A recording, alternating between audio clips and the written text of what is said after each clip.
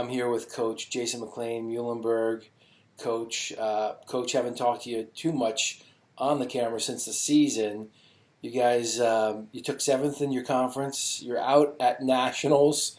We were just talking about it, your coaches meeting, getting ready to go, and they cancel it. Can you tell me a little bit about how the season wrapped up and how you dealt with it, how the team dealt with it? Yeah, so I mean, rolling in the NCAA regionals, everything was normal, ready to go.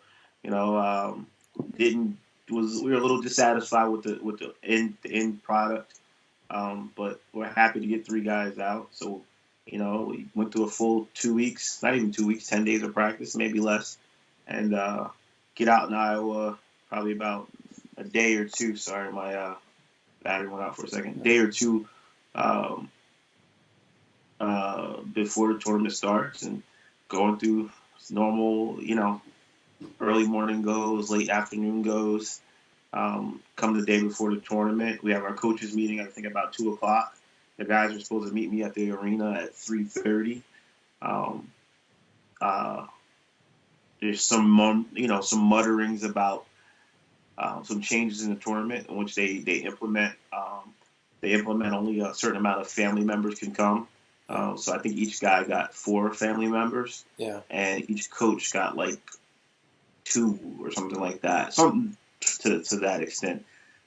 They give you a certain amount of bracelets. So we had like 3 coaches and 3 guys with us. So maybe like 15, 8 to 18 bracelets. Get them in an envelope. They know how many you got. They're not to be allotted given for anything else. Very strict rules. So everything's a go. The guys know what's going on. We're ready. We're ready to go. Even with that. You're talking about probably less than 1,500 people would have been there after that. And you got people driving out with people we talked to, and there would have been some hard choices to make about who was coming. Right. So maybe about a half an hour after, or 40 minutes, I get a text from my 97-pounder. Hey, coach, did you hear they're going to cancel NCAAs? No, I didn't. Check Twitter, coach. There's a tweet out right now that somebody just got word. So I'm like, I can't believe everything you hear. I'm in the arena right now. There's people warming, like, mats down, clocks out. Yeah. I mean, normal atmosphere. Just get in the van with Coach Giuseppe and head on over. 5-7 minutes later, everybody's phone starts buzzing, and the announcer, who's the same guy who does all the stuff out D1s, everything, gets on the mic and said, goes through the whole spiel about how he's sorry to be the one but the NCAA championships are canceled. He reads a statement. And the funny thing is, at that time, you look up to the table, and he's like the only person there. Really? Everybody else is gone. And then I know the one main guy had gotten a phone call. It's just everybody dispersed. They left this poor guy out there to make a decision by himself. The kid next to me from another school screams no, breaks down his knees. Dismal. Coaches could consoling the kid for about 20 minutes. Finally, my guys get over. I had talked to them a little bit in the van, a little bit over the speakerphone. I said, just come in here and we'll talk. And they were like, is it true? And I said, for now it is, And I said, what do you want to do? And one of my guys, Jim Fratantoni, goes, Coach, we came here to wrestle. Let's just keep wrestling. So we wrestled until they kicked us out, nonstop. One of my coaches went and borrowed some stuff from somebody else. I went and changed. We just wrestled until literally they were taking the clocks off the stands, ripping the mat off the tape. The funny thing is, I had to help one of the. I had gotten there early the day before, and I helped one of the guys put the corner pieces down and tape them down, everything. So the day before, I'm taping them down. The next day, I'm actually helping somebody rip them off. Insanity. Brand new mats. NCAA things. The day before, we're taking pictures in front of the NCAA logo, and it was surreal and crazy all at the same time. And even hours later, we're waiting for an announcement saying, hey, where it's back on, ready to go. People get a 2 pound allowance, something. Nothing. Nothing. No. Yeah. So you drive home as a team? No, we stuck. So, um, being all the stuff with COVID, it just began. Um, a lot of some coaches are worried about their guys flipping out. Let's get these guys out of the hotel. Let's get these guys home. A couple of my guys, I was leaving alone. A couple of them were just beside themselves. What do you do? So I talked to the people back at school and said, hey, they tried to get us a flight out that next morning because by this time it's 8:30 at night, 9 o'clock at night. Everybody's calling the NCAA and their travel people trying to get back. You're not getting anybody on the phone. Phones are ringing. You're getting voicemail. So we decided to stay another day. We actually took a road trip out to Carver to put something good in a bad situation. We're walking into Carver. As we're walking into Carver, a gentleman stops by and he starts asking us questions. And he says, "You guys are here from the championship?" Yeah. Turns out he's from the Jersey Shore. He's the rowing coach at University of Iowa. So we hammered up with him for a little while, and then all of a sudden, one of the wrestling people comes out and he says, "Hey, these guys are here for the tournament." Everybody heard it got shut down because in Iowa this is a big thing. Yeah. People were coming. Yeah. People were coming, and it's we heard it got shut down. Do you mind showing them around? So they take us inside and give us the whole full. Iowa experience. You would think we were like recruits or something. I'm actually looking up for some cool pictures. The funny thing about that is even more. We run into one of their basketball players, and he had just gotten back from the Big Ten basketball tournament. Got shut down in Indiana, where they pulled the guys off the court in the middle of practice, Rutgers and whoever else. So he had been there and he had gotten that experience. So then all of a sudden him and my guys were talking and going back and forth and just sharing their overall experiences. And you realize it's bigger than you, at that point in time. You realize that there's more to it. And this kid's a senior, fifth-year senior. My guy's like, "Well, you going to come back?" He's like, "Nah, I'm going across season playing ball." He's like, "I talked to an agent this morning." Yeah. So you realize how drastically this thing has affected people's lives. This guy could have been the Big Ten MVP and all of a sudden been an NBA draft, lottery pick. But now he's got to change his plans completely. Yep. So you realize how much it's affected people. I was looking for one of our Iowa things. It was just it was super surreal. It was insane. So we enjoyed Iowa City. Went and ate at a couple of places. One place that Flo's always at, we went and ate there and tried to make the best out of it. But it was hard. It was hard yesterday. I don't know that it's going to change anytime soon. My biggest thing was I really wanted my guys to get that experience and to get that feeling. And for a couple of them, it's not going to happen. Yeah. One of the kids was a sophomore, the other two seniors. So it was rough. It was rough. But to finish off that whole Iowa story, Mark Ironside is the guy who is walking out of the building. Okay. Mark Ironside is like my hero growing up. Yeah. I didn't know when I first learned about wrestling. Yeah. So I'm looking at his face, trying to figure out if it's actually him. And I look at my one assistant coach, and I can tell he's doing the same thing. He's like, "This is not Mark Ironside," and then it turns out that's who it is. So he showed us around for about 30, 35 minutes. He had just told us that the brands had just left. They had just been told by their administration that they had to shut everything down. And the announcement said they weren't happy campers, obviously. They're supposed to win NCAAs this year. Totally. So to walk into a mecca like Iowa and to see everything shut down, wrestling-wise, empty offices, it's just like this is real. This is real. Now, so that was our kind of introduction to it. The next day, took the guys to a real good dinner at a good steakhouse, and let them do it up, get fat a little bit, and then hopped on the plane and came home. Went to the crazy airports. It was funny to see people still trying to go on vacation. Yep. Some people with masks on. Because they're still at the beginning of this thing. So the guys got to experience something that they're never going to forget.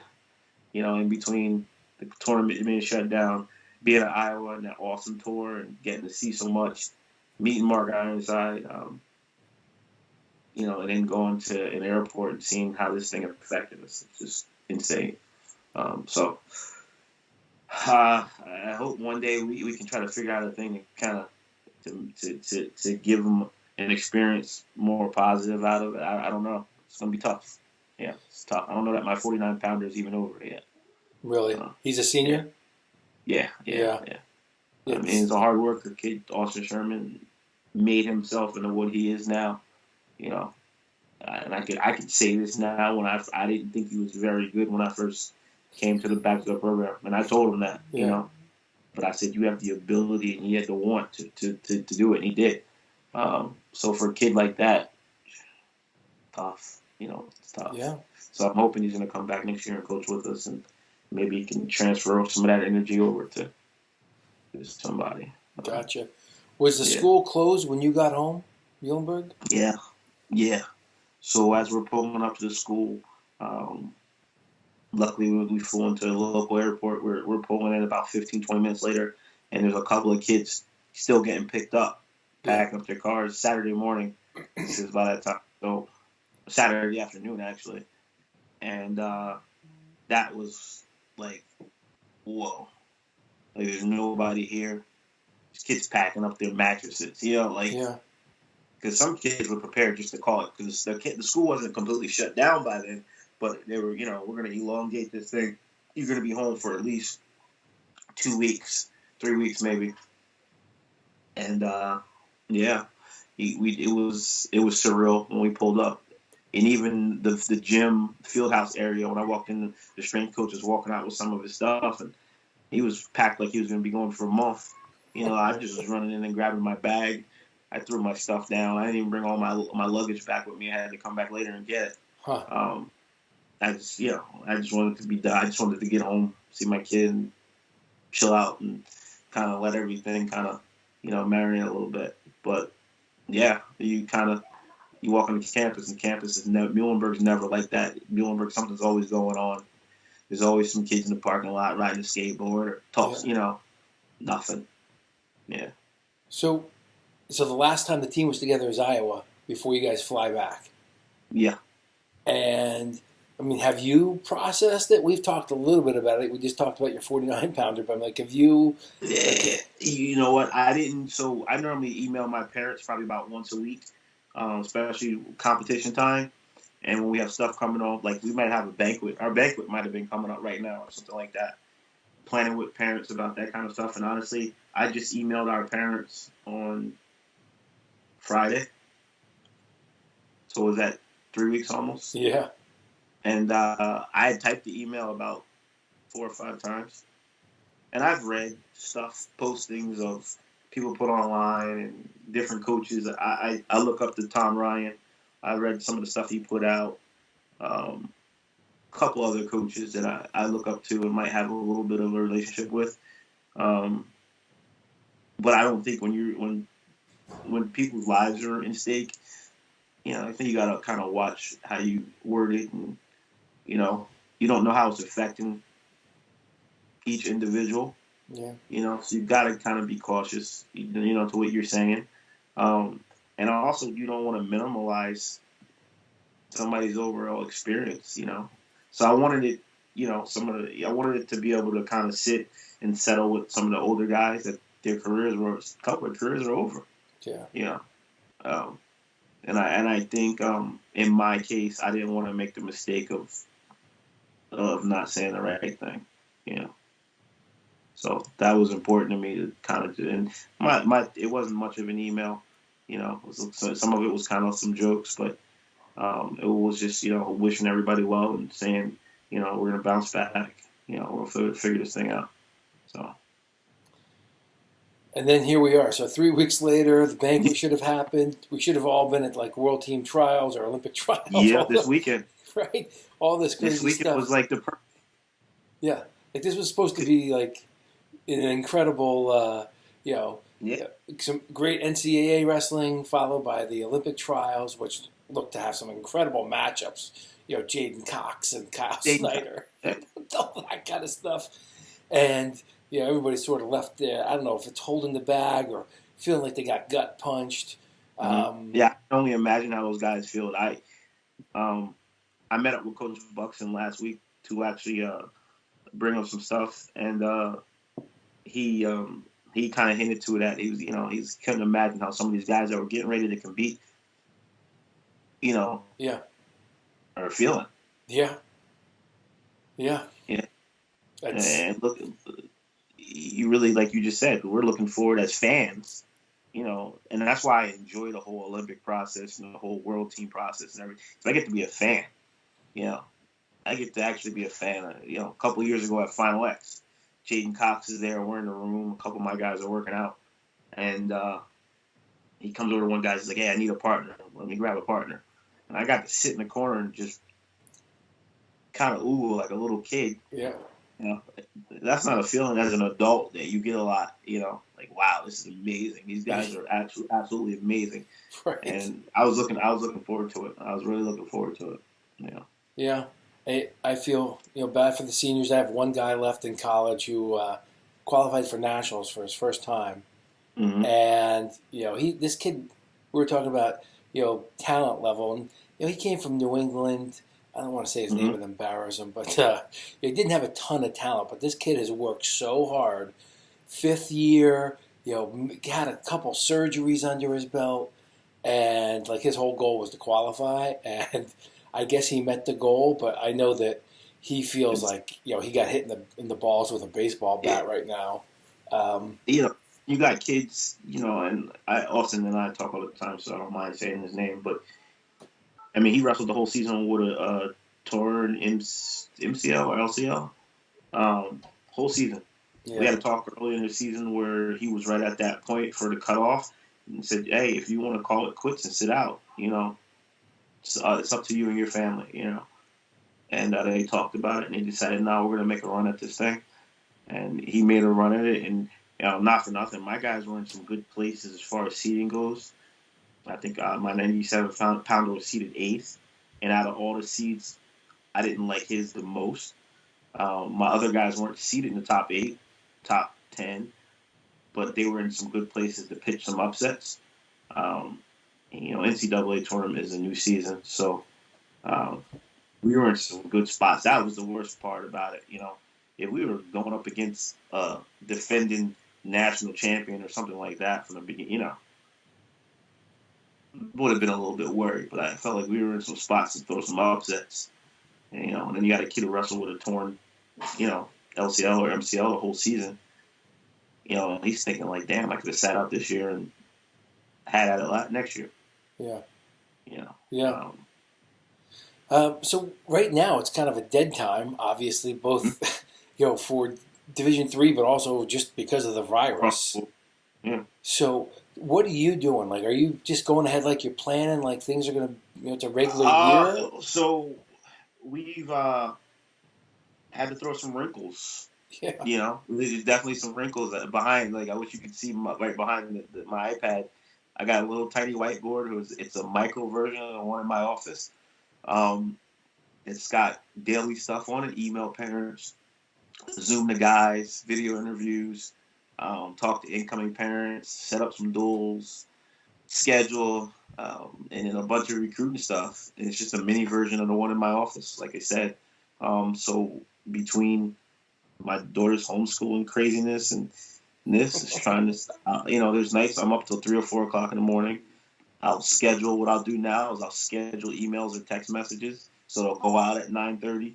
I never really had to do that before. You just go in the office and send a dang on email before. Right. I didn't even have a desk in this room before. My daughter has my desk downstairs. She uses it for arts and crafts, so I had to buy a desk. I have I had to get a new laptop stand, a Wi-Fi extender. So Yeah. I was completely unprepared for it. We're starting to figure it out. Busy on social media. I heard from a recruit tonight that I wish I had picked up, but I'm going to lose. It's that time of year, so Yeah. crossing guys up, off, and checking them. And we got 8 guys that are coming in right now that I'm super excited about. But we're looking to add a couple more. So it's Zoom calls with those guys, trying to figure out what I can do to get them here, without having them here. A couple of those guys are going to take visits during the spring. And that's another thing. Like, hey, coach, any way we can do a virtual tour of the room, or something like that. We had a Zoom call with a recruit and a few coaches the other night. Okay. We're doing some meetings with some juniors, over Zoom or over chat, whatever we can do. Yeah. To keep that interest going, and then also preparing for whatever is going to happen. Whether we end up in August or October or September with the school year. I don't think this whole thing is going to impact wrestling so much. I think it's going to impact the fall sports though. Um, so I don't know if our guys are going to get as much time in preseason. So I think you're going to look at a watered down season next year. Guys aren't going to really hit their legs until later on in the season. So you're missing those preseason workouts too, especially. what are you being told as far as the start of a season? Because I've heard stuff for high school and college, D1 level, I that haven't are heard. totally different. Yeah, these are all different stuff. I think everything is assumption at this point in time. Yeah. How accurate can you be? And it all depends also what area you're in. The high school season or the college season in New Jersey or Pennsylvania is going to be way different than Iowa. Iowa, they still had the Mayhem event the day after we left. They still had it. They had their All-Star meet the day after we left. So we shut the NCAA tournament down, but they hosted the All-Star event. Right. Yeah. The day. Think about it. We shut down the Pittsburgh Classic, which was that weekend. But then you had other parts of the country that still have an event. So I think it's going to depend on where you are. Yeah. Well, so how about budgetarily? Like, is there any issue with if football doesn't happen? Does that affect the wrestling budget at Muhlenberg? Lost coach. As a whole, I'm not really sure. But your larger institutions, absolutely. Rutgers, any of those places, heck yeah. And I don't know that a lot of athletic departments are operating in an area where they can have extra money to spend. I think everything is spent before you get it, right? Yeah. So you gotta. Now you're really operating in the red. It's definitely going to have an effect on the next year or two. Well, I'm pretty good friends with a NCAA football announcer. So he was a All-American and a pro football player. Mm-hmm. And he announces, I don't want to put him on the spot, but he told me that the D1 teams are talking about like a February, March schedule, which, like, it could be shorter. And this is going to crush a lot of D1 schools' budgets if they don't get a full, full season in. Not to mention they're pushing it all the way back to kind of the peak of the flu season. So who knows if it's going to come off? And I just wonder how this is going to affect budgets. One, not having that influx before all the sports start in the fall. And then two, if it ends up getting canceled. I mean, we already just saw ODU lose their program. I'm guessing there's a bunch of other sports. Go ahead. Let's not. That's. Oof. I don't. And you know what? I don't know the ins and outs of that whole thing. I'm actually trying to get my other charger for my daughter. I don't know the whole ins and outs of that whole thing, but I don't know. It just doesn't seem 100% to me. Seemed like it was already might have been in the works. They were having a lot of success over there, and their coach, he actually recruited a kid I used to coach, and the kid ended up transferring. But he's a heck of a guy. He's also a quiet guy, and so I don't know if we're ever going to get the whole story, but it just didn't seem right the whole way. Interesting. So have you gotten any word about when you'll be allowed back on campus and boys will be able to get into that gym? Um, so, man. So actually, we have a meeting every Tuesday at our athletic department, and uh, I know based on I know my AED is super optimistic, but it's every man's guess. I mean, we don't know whether this thing is going to flatline tomorrow or the curve's going to go back up. We're not even in the worst area. I mean, um, around New York City and around some areas of Philly, Montgomery County, they're already talking about like closing some areas down. You know, so what if a kid, what if a kid lives there? And this goes back to my point before about assessing each case individually. What if a student athlete lives in that area? You know, then how are they affected? Yeah. You know, like it's just such an anomaly. I don't know that this is like. I know they keep comparing this to things from a couple of years ago. I don't think it's the same. It seems a little bit different. Um, Thousands and thousands of people kind of going, whether they're young, old, whatever the case may be, it's different. So a lot of times something bad happens, get kicked in the gut. Something you worked real hard and it gets taken away. After a little bit of time, you get a little down on yourself emotionally. Have you had to deal with that, or any of the guys on the team like that, or the coaches? I mean, I definitely dealt with a little bit of time. I was feeling sorry for myself, but the same kid, Austin Sherman, we're texting when we got back, and he's like, "Coach, what are you doing?" I'm like, I was sitting on the porch, and I'm just sitting there chilling out, trying to get my my emotions and thoughts together. And he basically told me to stop being a punk, and he's like, "You didn't let me. I want you to know," because he knows how I am. He was like, "You didn't let me down." He was like, "We had no control over this thing." He was like, "It sucks, and I'm feeling like crap though, but I can't have you feeling like." And it kind of reminded me that I'm put in a position where I'm supposed to lead these guys, and in that position, you might not have a chance to feel sorry for yourself. Right. And I felt worse for him, and because I know how much work the kid put in, and the other couple of guys. But the next day I got back to recruiting. We sent out a bunch of letters and stuff to juniors and seniors and called some kids and said, "Hey, you know, we're next man up right now." So I think that's kind of the attitude you got to have. Yeah. Got to be there. You got time to kind of dust yourself off and keep it going. Keep going. Yeah. So that's the plan. Probably easier said than done. Yeah. Yeah. So it was kind of odd that he would come to me and say that though. I thought coach, I'm feeling like crap too. And he's like, "No, stop. Come on, coach. I don't have time for that." Yeah.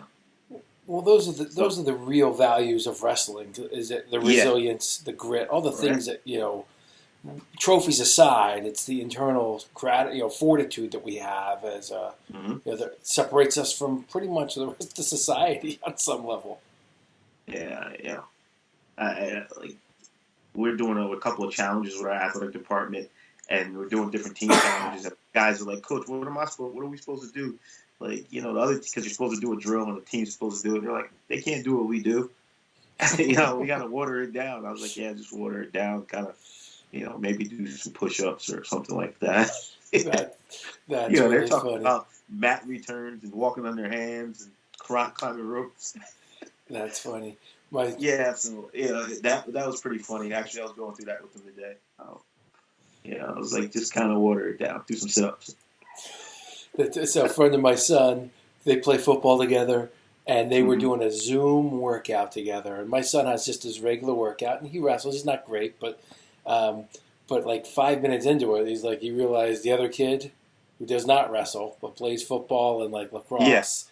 He's like, the kid was done just 5 minutes into it. Like, I was like, all right. He probably stopped. Yeah, he probably called it quits. It was like he was off the screen. He was like laying down on it in his basement rug. My son's over there like, hey, you there? Anyway, it was just Where you at, buddy? Like we're supposed to be getting this workout in. Let's get this going. You know. That's pretty funny. Yeah. Hey, I don't want my iPad to go out on you. So I just got in big trouble from my daughter about stealing her charger. Well, I mean, I'm going to tell you a funny thing. Guess where mine's at? School? Yeah. Exactly. Like, I went and looked for it the other day, and I'm like, I don't have a charger for my iPad. I normally keep 2 on me, travel with, and another one at home. And they're one's at school, and the other one's in my travel bag, which is back at school. Right. So, once again, you don't think how something can affect you. It does. Yeah. They got 2 kids who are squirreling away chargers, and we got like 3 different types of devices, and it's like it's mayhem in the house. Well, I don't have I just have an iPad, and that's it. So it's normally charged up. I usually leave it on the charger at school, and we use it for matches, and I use it for review, and that's it. I don't normally use it for this kind of stuff, and lo and behold, I've been on Zoom more than I ever thought I needed to be. Right. So, just changes things around big time. I got a little wireless keyboard I carry around with it. Right. That's about it, So it's definitely going to make you appreciate some of the some of the things that you normally don't. It's a very interesting time. It's super interesting. Yeah, I mean, your routine has a reason, right? Like, the routine has a reason because it works. And when you bust that routine, all of a sudden, it's like, oh, wait a second. This charger. I need my charger. Why are the keypads out? Yeah. So. Yeah, exactly. So I'm arguing with an 8-year-old over. That's a losing battle, my man. Yeah. I'm not going to win. I lost 3 charger arguments today. I'm like, anyway, that aside. So what are you doing going forward here? Like, how are you approaching the 2020, 2021 season as it comes up with so much uncertainty? Yeah. So, there's a few things that I can count on. We're going to have conference matches, hopefully an NCAA championship, hopefully an NCAA regional. Still got to concentrate on bringing the guys in that we're bringing in and giving them what we promised them. We got, a couple of real tough kids coming in that probably are a little bit more than what our program has been used to, which I can think is a testament to the progress we're making. And these kids are expecting to be All-Americans and maybe a national champ. So we gotta make sure we still can fulfill that promise, or do our end of it. You know what I mean? Yeah. And get, the good thing about it is there's plenty of. I watch Chris Ayers every day, every single day like clockwork now. I've always admired Chris Ayers' work ethic and the kind of guy he was when he was at Lehigh and the kind of coach he is. So I enjoy watching his videos, taking notes and saving them or whatever else. And there's some other things, logistically and professionally that I can get better at. So I'm working on those things, to be a better coach, to be a better administrator and all that kind of stuff. But like I'm looking at a bunch of notes I took earlier now. And we did a webinar earlier talking about things moving forward. And one of the things that says cut out, in quotes, my bad. And it says my bad is gets rid of detail. And it kind of, you're not owning something when you say, oh, my bad. You're not saying exactly what you did wrong. Right. I often hear kids say that, oh, my bad, coach, my bad. Well, what exactly was your bad? Yeah. One of the things I learned in a webinar last week, it kind of took me, I was like, wow, that's pretty good. So I got a whole page of notes here on different things, of different little trainings I've done in the last, and having plans and all that kind of stuff. So definitely room to improve.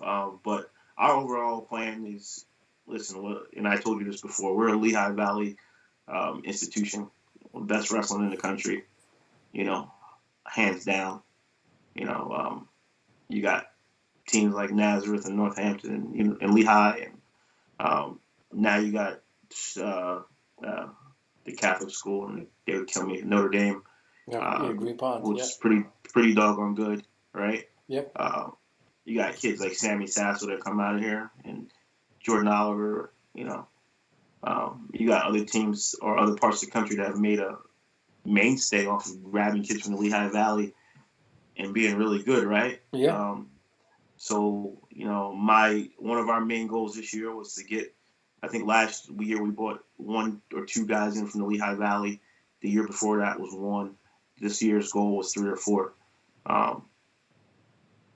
and to start building something around the whole Lehigh Valley, wrestling scene.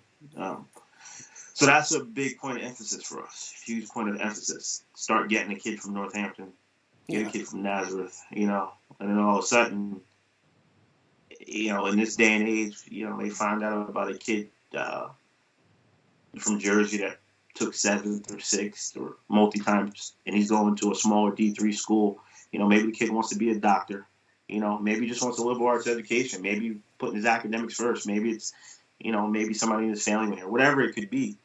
All of a sudden people start talking, and you get 1, and you get 2, and you get 3, and all the next thing you know, you got a team full of hammers. Yeah. And not that guys that aren't that coming in can't develop themselves into hammers, but it definitely helps to have good talent in the room.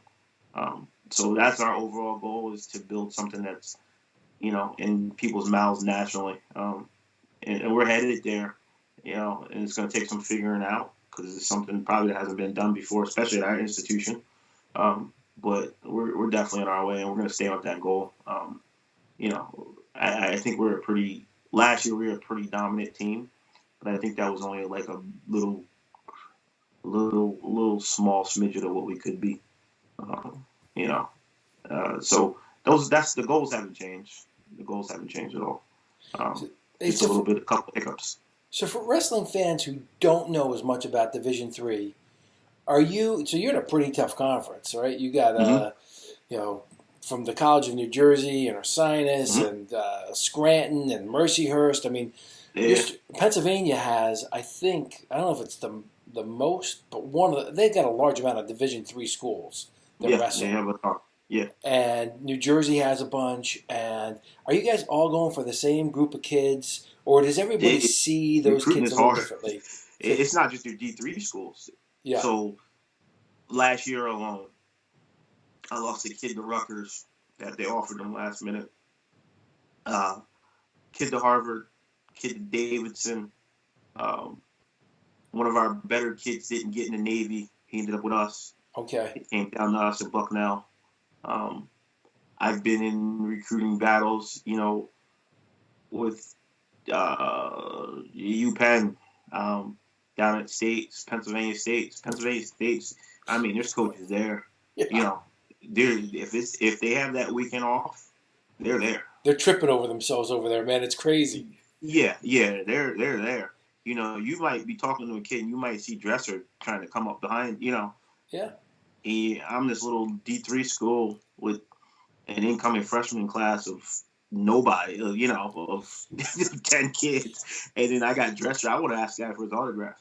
But, so our high-end guys are getting approached by your D1 schools. There's not much of a difference between your top-tier D3 kid and your D1 kid. Forget about it. It's not even – it's small. So if I lose a kid to Davidson, it's a pretty good academic institution. Yeah.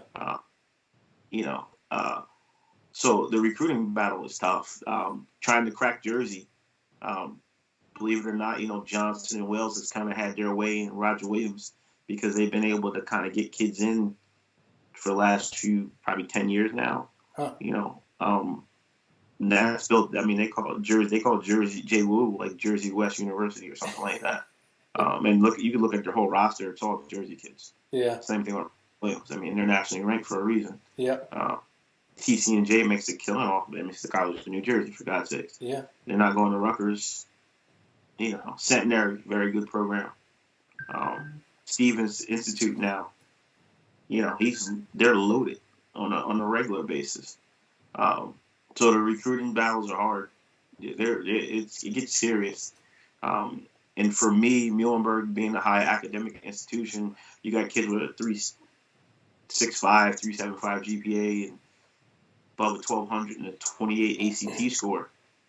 That kind of cuts some fat off. I go to a recruiting event. There's probably about 10 kids there I can talk to out of 300. Right. And then those kids are looking at Davidson and somewhere like that, or they might be looking at one of the academies. So I'm looking at your Malvern prep kids, and then so is West Point. Yeah. So is Colat and Navy. Yeah. Yeah, we got one kid going to West Point, one kid going to Navy, and I'm sure. Yeah. So those are the kids. We can go out to Beast of the East, and I get the listing of the GPAs and the probable schools, and it's Naval Academy, West Point, Harvard, Drew, and then Muhlenberg might be might be the last one. Yeah, so we gotta find a reason to move up on that list, and I think we are now. You got access to Lehigh, the LVWC at this point in time with Jeff Buxton. Yeah. And all those guys over there. John Trench is right down the road at Parkland High School. You got the Nazareth coaching staff, which is arguably might be one of the best high school staffs around. The Notre Dame staff. Liberty High School. You got all these super strong wrestling programs around for these guys to jump into. So we just got to figure out where our footprint is and where we're going to be. But the recruiting battle is serious. It's tough. Jersey State, you're tripping over other coaches. I was down there this year, and if you weren't up, to the end session, last session where the guys are wrestling just to stay alive, you might miss out on the kid. Right. But you got to kind of put the time in. So we're putting the time in. We had a coach at Jersey State, 2 at PA States, 1 at Prep Nationals, another at a couple of district and regional tournaments. You got to. Yeah. What you're going to get. Until you have that name where kids are going to come looking for you, you have to. What do you dig about that? Is it just the competitiveness? Is it the? I like so. My first couple of years, I used to get ticked off when kids would turn us down, right? And one of my assistant coaches goes, he shot me straight. It was like, put it in your, switch positions. Kids got to kind of roll the dice. You got to sell it. And I'm not going to sell you anything that's not. I've heard of people, other coaches out there do it and kick other coaches behind the back. A lot of people like to do that to Iowa and some other programs. I'm not playing dirty so much. I don't really believe in that. I'm also not going to make you any promises that I can't keep. I'm not going to promise you world-class facilities, and we do have pretty good facilities as far as weight training and strength coaches and all that kind of stuff.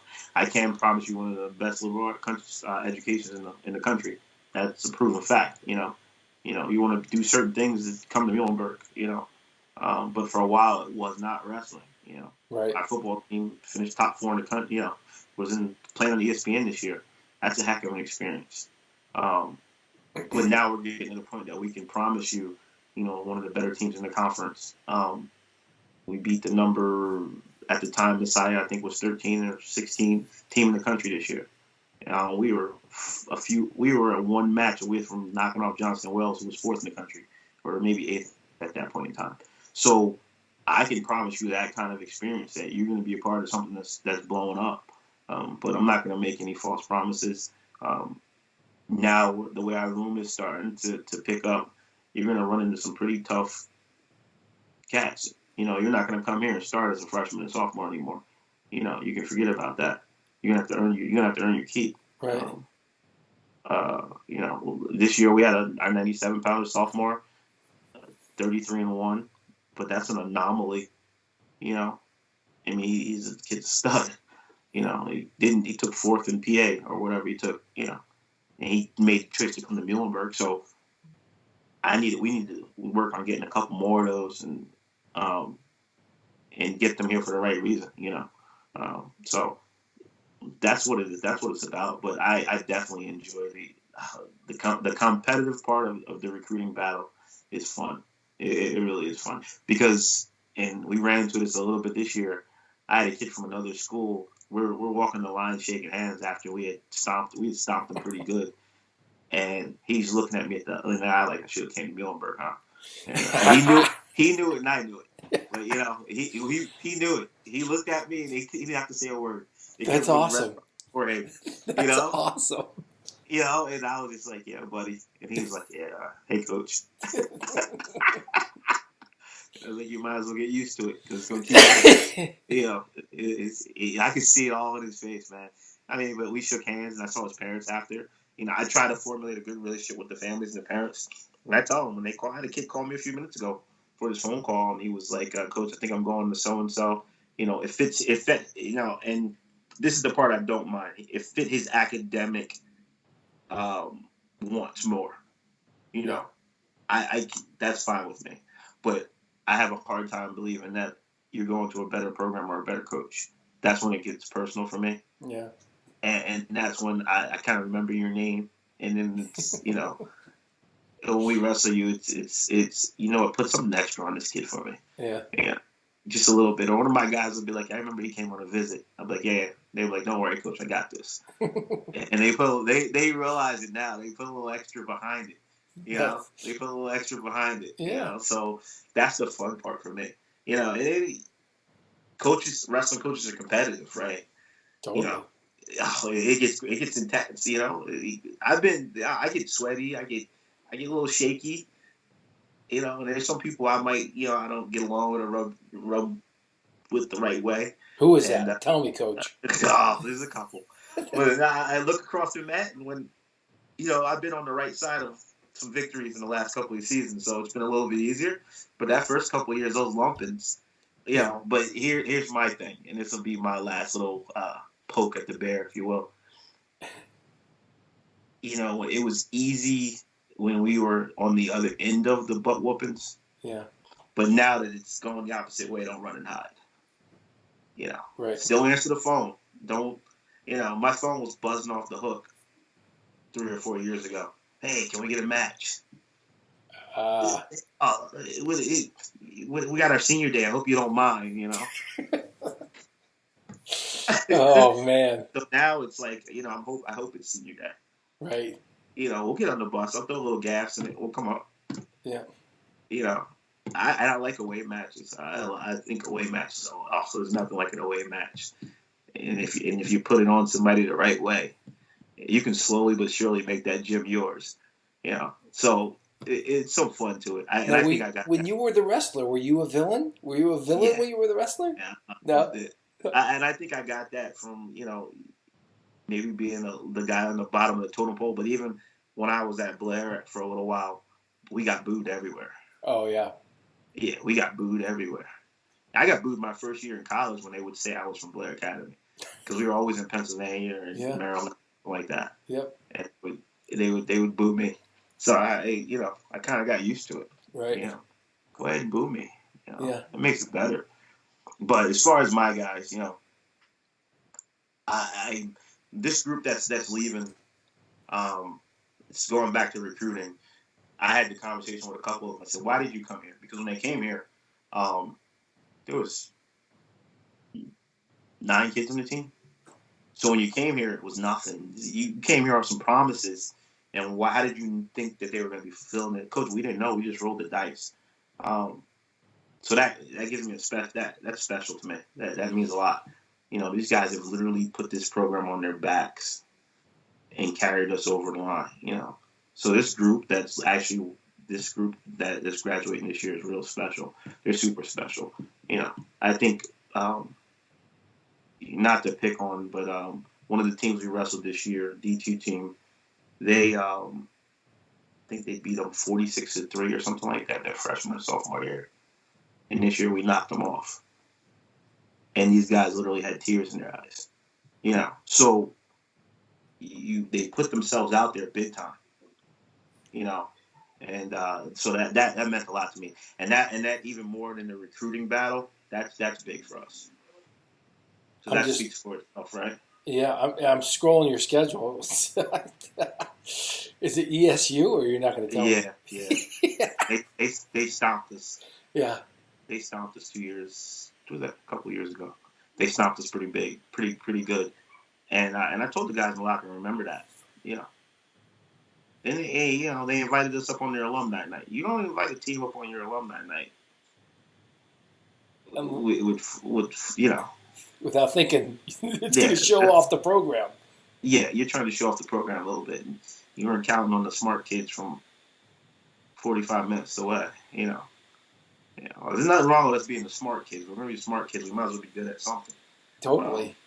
Yeah. So, and I don't have anything personally against ESU or anything. I like the guys up there. I like the coaching staff, but it was good for our guys.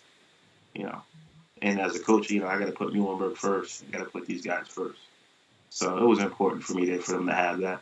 I didn't know whether we were going to be able to pull it off or not, but it was worth it. Totally. Whether we had it or not.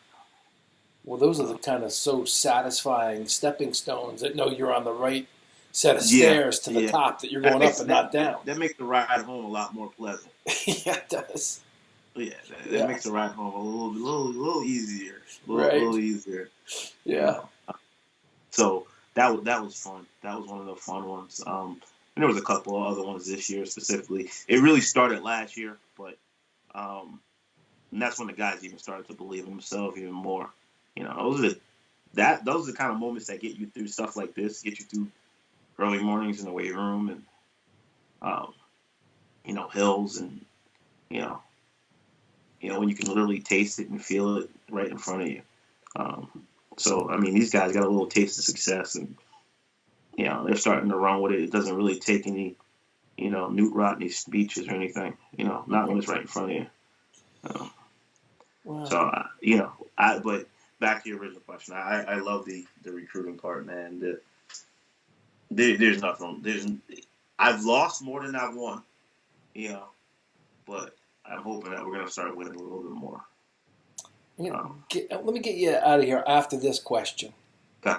We're just talking about this building block, and I asked everybody about this. Do you think people have different opinions? You learn more from losing. You learn more from winning. To me, winning, I don't know if you learn as much about yourself, but the confidence boost is deep sometimes. Man. And what are your thoughts on winning and losing and confidence? And just what is more important in winning and losing? So a good prime example of that would be back to kid Austin Sherman. Last year, NCAA Regionals takes down a kid from TC&J with 8 seconds left in a match. Either he gets reversed or the kid takes him down right after, ends up losing. Right on the line. Probably should have fought down to a whizzer. I can remember like it was yesterday. And he could have wiggled and he could have got more time and got to the out of bounds. Stopped wrestling. This year, same situation, maybe going into the second. No way in hell he's letting that happen. That lesson right there is irreplaceable. Yeah. Same thing with my 84-pounder, lost in overtime last year to go to NCAA finals. This year, 18 seconds left, down 3 possibly, maybe 2. I forget exactly what it was. Ended up winning. I don't know. Wrestled back consolation semifinals, down 7. A minute and 10 to third period, puts up 9 points on the kid because he wasn't letting it happen again. Kid he's never beat in all his whole college career. Okay. So in that kind of instance, you can't beat that lesson. Now, I do think in this day and age, and this is where wrestling has taken a turn, right? This is where even athletics as a whole, with the mental mindset training and all this is the kind of stuff that made like your guys like Walter Payton, the great athletes they were, Barry Sanders, because they're mentally, I just think they were beyond everybody else. They were willing to put in the work. They would believe they were unstoppable. We listened to Terry Brands. The guy literally thought an act of God had to stop him. Right. Yeah. And your normal 90% of people walking the earth don't have that mindset. 90% of your wrestlers in the mount, but all of a sudden guys are starting to realize that important part, you know what I mean? That belief part. hey, I can do this. I got this. Nothing can stop me. So there's a couple of factors I just think you can't, if you can get those things locked down, but some of them are only through experience. You know, you're only going to learn how to maybe, be an NCAA qualifier, NCAA champion, or All-American is if you've been so close that you can literally taste it and it's been snatched away from you.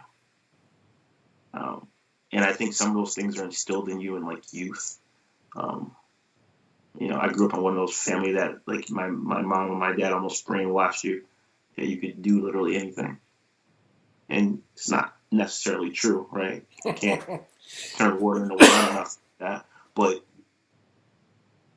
at a certain point in my life, I believed it more than the other guy. At least that much. Yeah. So the lessons, from losing are huge if you've never learned them before. Let's put it like that. But if you got a way to figure those things out early in life, then those are your guys that are top of the mountain, especially wrestling wise. And I think that was the difference in the years in the past of like your Jeff Buxtons, you know what I mean? Because he's preaching hard work, not just physically but mentally as well, And then all of a sudden you put world class ability, world class thinking, and the lessons in between. Like I just think that's tough. It's tough to stop. But some kids need that lesson. Like they need to go through that grind, that uphill. I think the majority of kids need to go. You need to be that crappy kid that thought you were really good, that plays at New England, right? And then all of a sudden you came to Jersey or Pennsylvania and you get stopped by a kid who took 5th in the district, and you're like, man, I'm really not that good. So are you really not that good, or you're going to get better?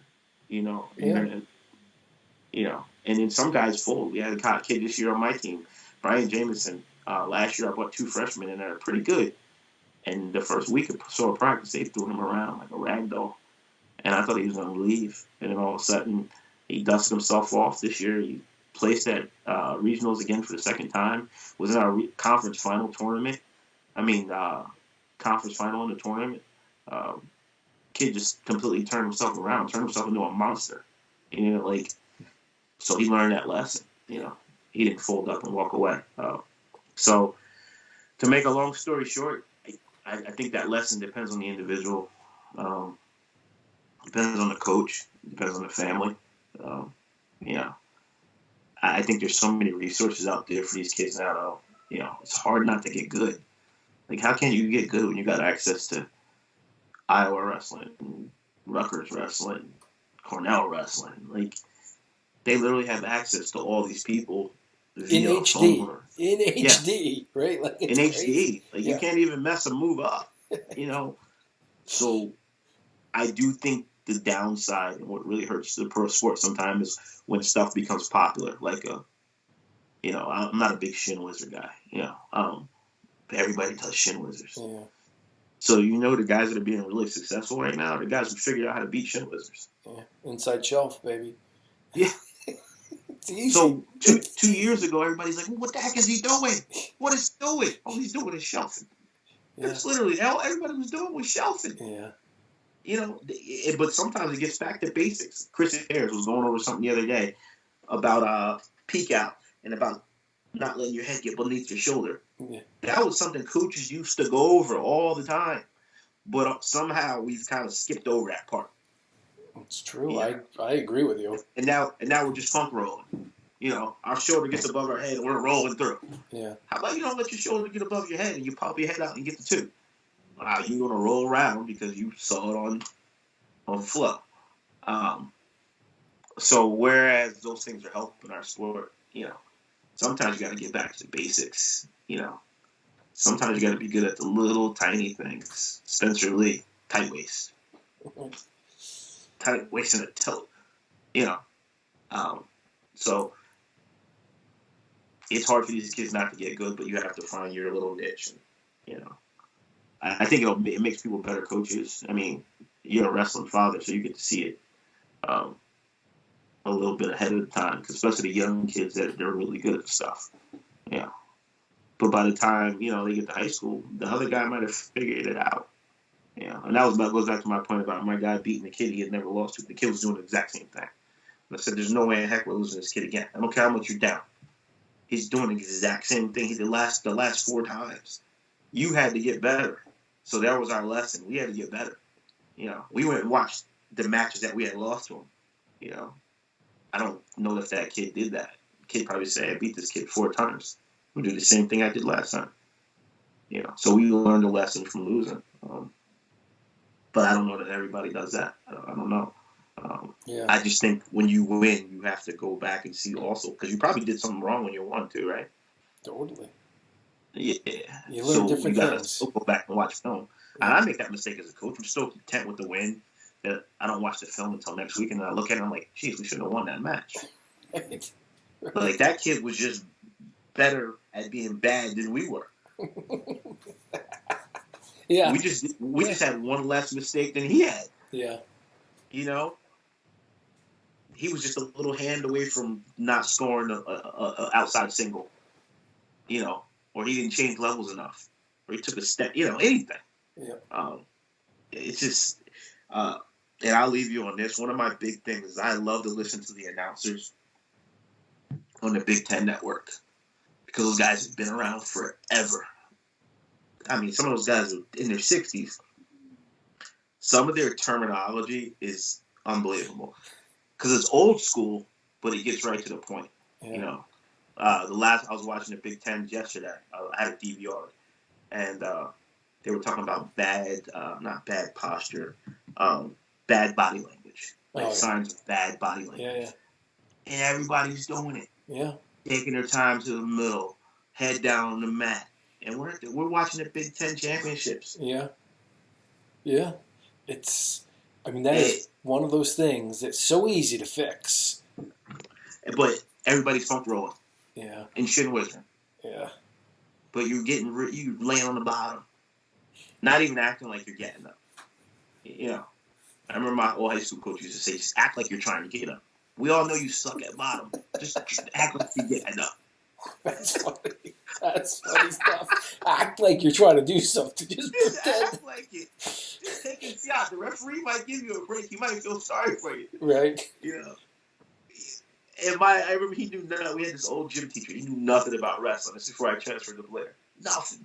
He knew nothing about. I probably knew more about wrestling at that time than he did, and I knew nothing.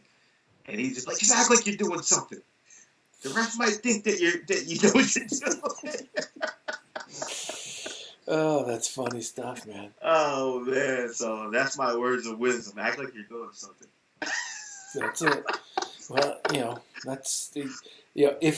it's like showing up. If you're just trying, something might work, and if you don't really try, it's never going to work. It's never going to work. Yeah. It's never going to work. So, I think the guy might have been a genius. I don't know.